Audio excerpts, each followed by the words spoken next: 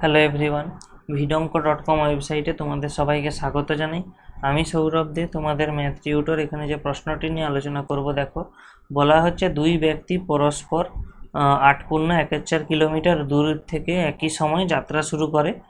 একই দিকে যদি তারা যায় তাহলে 11 ঘন্টা পর মিলিত হয়, কিন্তু তারা যদি পরস্পরের দিকে যায় তাহলে তারা 1 ঘন্টা পরে মিলিত হয়।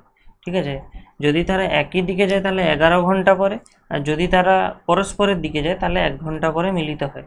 তাহলে তাদের গতিবেগ নির্ণয় করতে হবে। তো আমি ধরি একজনের গতিবেগ x কিলোমিটার, একজনের গতিবেগ আমি ধরে নিচ্ছি x কিলোমিটার প্রতি ঘন্টা, এবং আমি অপরজনের ধরে নিচ্ছি গতিবেগ y কিলোমিটার প্রতি ঘন্টা। এবারে দেখো, যখন তারা একই দিকে যাচ্ছে, ধরো এখানে একজন আছে আর একজন আমি ধরছি এখানে, এইটা 8.14 কিলোমিটার দূরে, অর্থাৎ এই জায়গা থেকে একজন যাত্রা করছে। এবারে আমি ধরে নিচ্ছি যে প্রথমে যাত্রা শুরু করছে, একই সময় যেহেতু তারা যাত্রা শুরু করছে, তো এখানে আমি ধরে নিচ্ছি এই যে x কিলোমিটার ঘন্টা, এটা যার গতিবেগ, সেই এই গতিবেগটা কম, এবং এখানে y কিলোমিটার ঘন্টা যার গতিবেগ, তার গতিবেগটা আমি বেশি ধরে নিচ্ছি। কারণ আমাদেরকে এখানে একটা কম একটা বেশি তো ধরতেই হবে, কারণ যে 8.14 কিলোমিটার দূর থেকে যাত্রা করছে নিশ্চয়ই তার গতিবেগ বেশি, তবেই তো সে প্রথম জনকে ধরতে পারছে। তো আমি ধরে নিচ্ছি এইখান থেকে যে যাত্রা শুরু করলো তার গতিবেগ হলো y কিলোমিটার প্রতি ঘন্টা, এবং এখান থেকে যে যাত্রা শুরু করলো তার আমি ধরে নিচ্ছি x কিলোমিটার প্রতি ঘন্টা। এবারে একটা জিনিস লক্ষ্য করো, দুজনে 11 ঘন্টা পরে মিলিত হচ্ছে। ঠিক আছে, তো যে x কিলোমিটার প্রতি ঘন্টায় যাচ্ছে সে 11 ঘন্টায় কতটা যাবে? যে x কিলোমিটার প্রতি ঘন্টায় যাচ্ছে, তাহলে প্রথম জন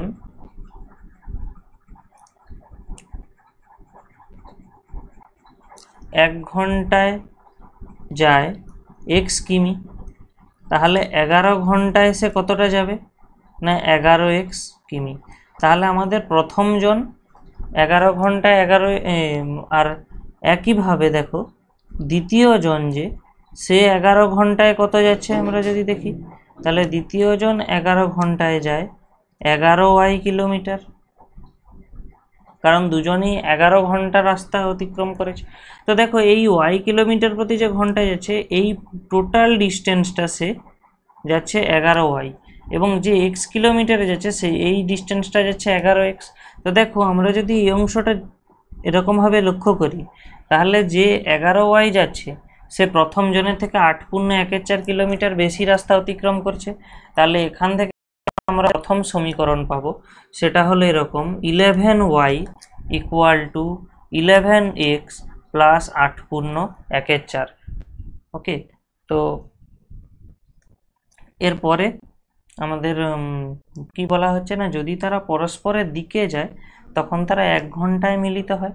আচ্ছা, এটাকে আমরা একটু সিম্পলিফাই করে নিই।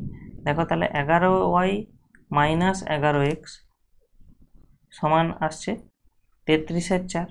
ঠিক আছে, তো আমরা এখান থেকে 11 কমন নিয়ে নিলে পেয়ে যাচ্ছি 11y মাইনাস x সমান 33/4। তাহলে এখানটায় কেটে গেলে আমরা কত পেয়ে যাচ্ছি না 3/4। অতএব y মাইনাস x সমান 3/4। তাহলে এটাকে আমরা 1 নম্বর নামকরণ দিয়ে দিচ্ছি। এবারে বলা যদি দুজনের অভিমুখে যায় তাহলে তারা 1 ঘন্টায় মিলিত হয়। তাহলে দেখো 1 ঘন্টায় তারা প্রথম জন যাবে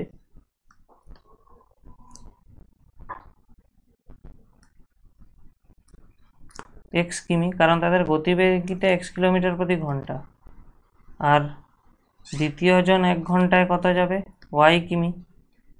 এবারে দেখো তাদের মধ্যে তাহলে একজন দেখো এখান থেকে এদিকে যাত্রা করছে, আরেকজন এখান থেকে এদিকে যাত্রা করছে, এটা হচ্ছে x কিলোমিটার প্রতি ঘন্টায় যাত্রা করছে, এ y কিলোমিটার প্রতি ঘন্টায় যাত্রা করছে, এবং 1 ঘন্টা পর তারা মিলিত হচ্ছে। আবার শুরুতে তো দেওয়া ছিল এদের ডিস্টেন্স 8.14, তাহলে আমরা কি বলতে পারি এখান থেকে x প্লাস y এর মানে হলো 8.14, মানে কত 33/4। তাহলে এটাকে তাহলে আমরা এখান থেকে 2 নম্বর সমীকরণ পাচ্ছি x প্লাস y এটা সমান আমাদের আসছে 33/4। তাহলে এটাকে 2 নম্বর সমীকরণ দিচ্ছি। তো এরপরে আমরা কি করব না 1 নম্বর এবং 2 নম্বর সমীকরণকে যোগ করে দেব। দেখো 1 নম্বর সমীকরণ আমাদের কি ছিল না y - x = 3/4 তাহলে এবং x + y = 33/4। তো 1 + 2 করে পাই y - x = 3/4 এবং সেকেন্ডটা থেকে আমরা কি পাচ্ছি না y + x = 33/4। যোগ করে দিলে দেখো এই x x কেটে গেল, আমরা পাচ্ছি কত না 2y এর মান 3/4 + 33/4। তাহলে এটাকে আমরা যোগ করলে অ্যাকচুয়ালি কত পাচ্ছি দেখো 33 + 3 মানে 36/4। তাহলে কাটাকাটি করে গেলে আমরা পেয়ে যাব 9। তাহলে আমরা y এর মান কত পাচ্ছি না 9/2 মানে 4.5 কিলোমিটার প্রতি ঘন্টা। তাহলে আমি যার গতিবেগ বেশি ধরে নিয়েছিলাম তার গতিবেগ দাঁড়াচ্ছে 4.5 কিলোমিটার প্রতি ঘন্টা। আবার আমরা একটু আগে দেখো এই সমীকরণটার দিকে যদি লক্ষ্য করি, আমরা এখানে ওই ভ্যালুটা বসিয়ে কি করব না x এর মান নির্ণয় করে নিচ্ছি। তো দেখো এখানে আমরা কি পাচ্ছি না y - x = 3/4 পেয়েছিলাম। তাহলে এখান থেকে x এর মান কি পেয়ে যাব না x এর মান আমরা পেয়ে যাচ্ছি y - 3/4।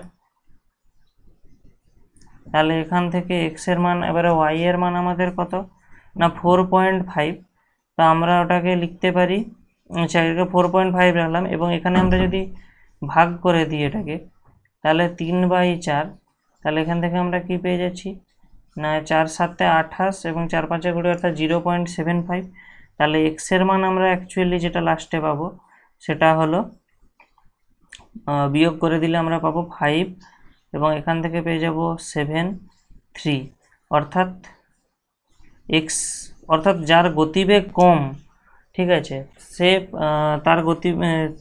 তার গতিবেগটা হলো 3.75 কিলোমিটার প্রতি ঘন্টা এবং যার গতিবেগ বেশি তার গতিবেগ হলো 4.5 কিলোমিটার প্রতি ঘন্টা।